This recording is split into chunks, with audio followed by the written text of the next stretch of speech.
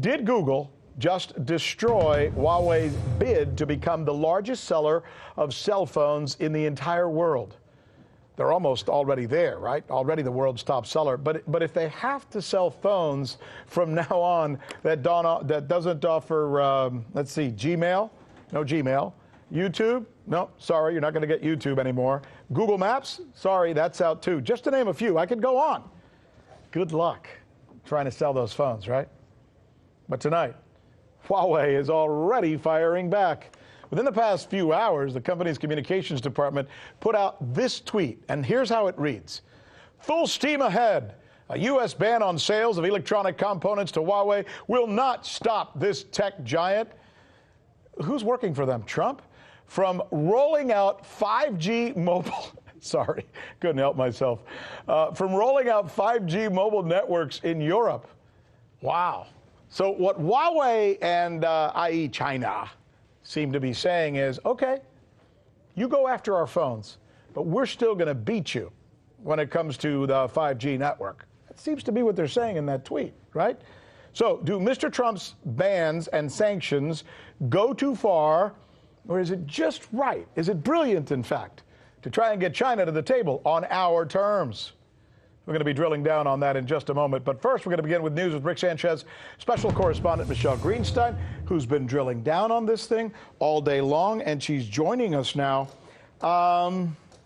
Let's start with what I was proffering a moment ago, that this is very much damaging to Huawei from a sales standpoint, correct? Absolutely. It could be devastating to Huawei's business outside of China. Now, Google confirmed Sunday evening that the current Huawei devices won't be affected, meaning if you already have a Huawei phone, you can still use and download any Google apps and get their updates. And Huawei is still free to use the free version, the open source version, although Google has kind of been erasing all the attractive features from that. But in terms of long-term profitability, this can be very devastating for Huawei. They were on the path to becoming perhaps the world's #1 phone maker by the end of the year. Without Google's support and Android support, it looks like that might not happen. I have a lot of friends who laugh at me because I use an iPhone. Right. And then they take out their Android, their Huawei Android, and they go, check this out. And I must admit that their camera, their video is unbelievably It's a superior piece of hardware, absolutely. Yeah. And that's what we're dealing with here. But it's kind of like you said,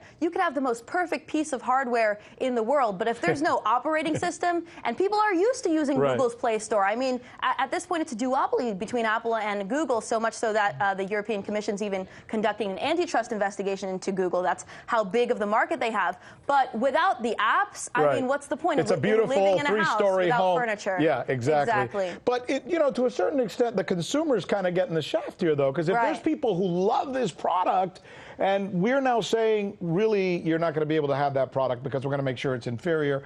Right. The consumer's kind of getting hit here, right? Right. I mean, it'd be great if companies were cooperating with each other, because the fact is, Google was profiting from Huawei's superior technology. Huawei has spent $13 billion in research and development in 1 year. In the same year, the main competitor in terms of wireless infrastructure from the U.S. is Qualcomm. They spent $5.5 billion that same year. That's less than half. So they're seeing that kind of return. Huawei is just doing well. That's the fact of it. They have more 5G patents than any other company on Earth, and China as a whole is doing well. China has 36% of 5G standard essential patents. U.S. firms as a whole have only 14%. So Huawei is just reaping the benefits. Right now, they have 29% of the global telecom market. They're poised to have at least half of the 5G wireless infrastructure. So that's what we're seeing here. They're a threat to U.S. corporations. But if you looked at it from a business standpoint, Huawei has been a sound business, right? Yeah, they did well, really well this first quarter. So they've been good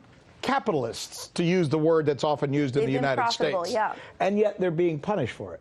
In a way, yes. Because they're stuck in the middle, really. It's not their fault. It's the whole China-U.S. thing, right? I mean, it's really no mystery. U.S. corporations, they want to protect the cell phone markets in Western countries. And also, Huawei, it has superior 5G infrastructure, and they want that market as well. We know that Five Eyes Security Alliance, which is the Western ally security system, they coordinated the banning of Huawei in July of last year. Trudeau was there. This was a secret meeting in Nova Scotia, which is why the arrest of Mrs. Meng Wanshou kind of makes sense, because Canada is, of course, not in fact, a part of the CFO of Huawei, who happens Huawei. to be the daughter of the chairman. Exactly. But soon afterwards, these spy chiefs met. We started to see this campaign really take off, right? Our country started speaking out about how Huawei is a security threat. So it's really interesting to look at the big picture, because the fact is the U.S. is losing its grip over technological superiority. Nobody can get more information in 4 minutes than Michele Greenstein. You're fabulous. Thank you. I try.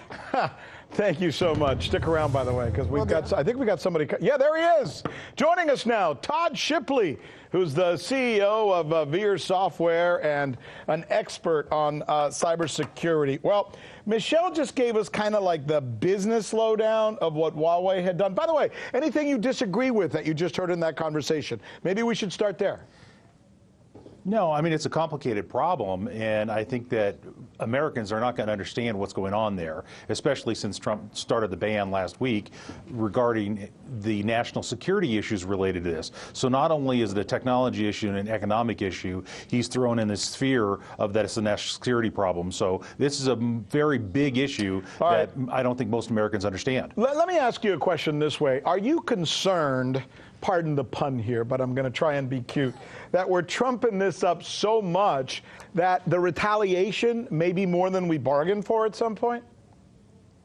Well, I think Rick, you're right. In some respects it is, but we have to look at whether it really is a national security issue. Now, Huawei has had issues in Europe, too, with those countries looking at their products and very concerned about it, particularly since they're rolling out the 5G technology there in Europe. And it's going to hit there first before it hits the United States.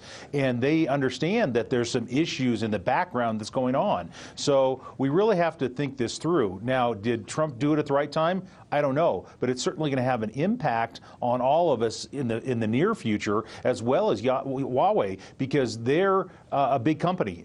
But they're not going to be as hurt as like ZTE was a few years ago by the same kind of tactic, because they're so huge and they're making so much money in the 5G part of it right now that this is going to be a bump in the road for them. What's the worst case scenario coming out of something like this that keeps guys like you who manufacture and are in this industry here from the U.S. side up at night? Well, I think it's that the Chinese government's involved with the company and what they're actually doing. They profess that they're not doing anything with the chips on the boards, but our concern is always something there, and are they using it as a product to spy on us?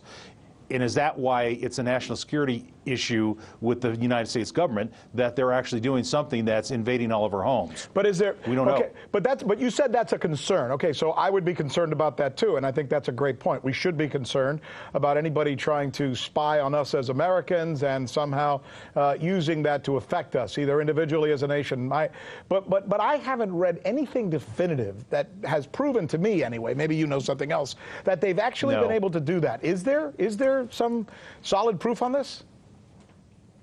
Well, I mean, you look on what Huawei's done. I don't think so. But there's China, that allegation. let me rephrase it. That China is actually right now using their technology, like Huawei phones, to spy on America or Americans. No, outside of the Bloomberg story a few months ago, which has never been proven, there was a big row over that whole thing with the chips on boards. But the thing is, we as Americans have lost control of the manufacture of all that technology. So we have no idea what they're doing. That's the problem. And it takes the expense, the ability to review that stuff is so massive that we've lost total control of that part of it. So you have to expect that it's occurring. We had part of an interview here with the chairman of Huawei, and he seemed to be saying, look, I think America's mad because we're kind of kicking their butt on this. Does he have a point? Oh, they are. I mean, we've lost total control of that part of the technology. We buy it, we use it, but we don't manufacture any of that anymore. All that manufacturing is being done in China. And so we've lost total control of technology that way, because all of the companies in the United States have to go there and have to deal with the Chinese government. And these companies that are being controlled by the Chinese government, although they say they're not, we know that they are. And so we've lost control of it. And I think he's right. We are feeling bad about it because we don't have control in the United States anymore. Final question, and you only have 10 seconds to answer it. Is this thing going to be settled, or is this going to continue, this thing with Huawei and Google? Oh, it's going to continue for a while, because this is not a short solution to this problem. at all. You have been a fabulous guest. Thanks so much for joining us on short notice. Rick. Great answers, great wisdom. Thank you very, very much.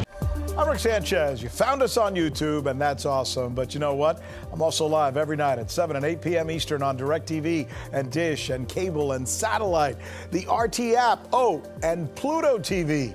I'll see you there.